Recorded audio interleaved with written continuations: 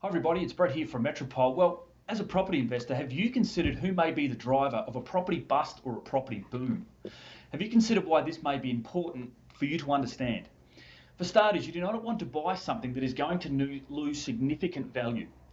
So it may be beneficial for you to understand the drivers at play to lower the risks for your next investment. Conversely, it would also be beneficial to understand the drivers of a property boom, a location that you can allocate your resources that will outperform the averages and create wealth producing rates of return over the long run. There are two different types of drivers in our property markets, home buyers and investors. So here is my thoughts on how you can capitalise.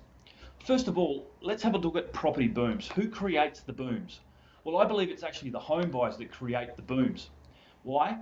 Well, one of my favourite sayings is home buyers buy with their hearts while investors buy with their calculator. And what I often see at ground level is home buyers who pay way too much for a property.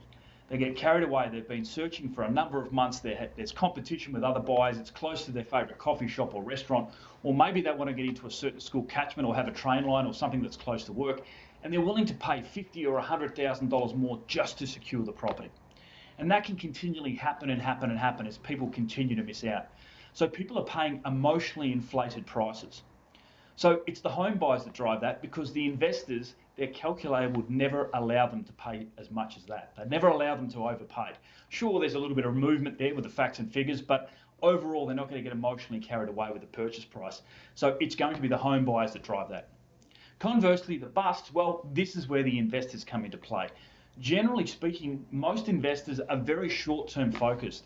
You can think of the stock market, you can think of people trying to get into the hot spots and trying to make a quick dollar and things like that. So in the event that there is a market downturn and the market starts to drop quite significantly, investors are pulling their money out. And that's what leads to a downward spiral. And over the recent years, the mining towns and those types of examples are really good points to make, because they're the ones that investors have pulled their money out and the market's crashed 20 or 30%, maybe even in some cases more.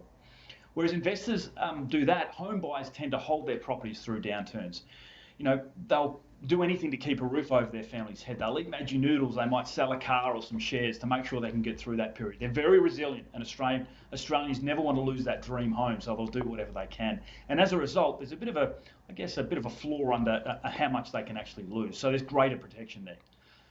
So two ways I believe you can capitalise. Firstly, very obviously, it's better to buy in an area that's heavily populated with owner-occupiers, because the booms are going to be higher and the busts are probably going to be less because there's a floor under that.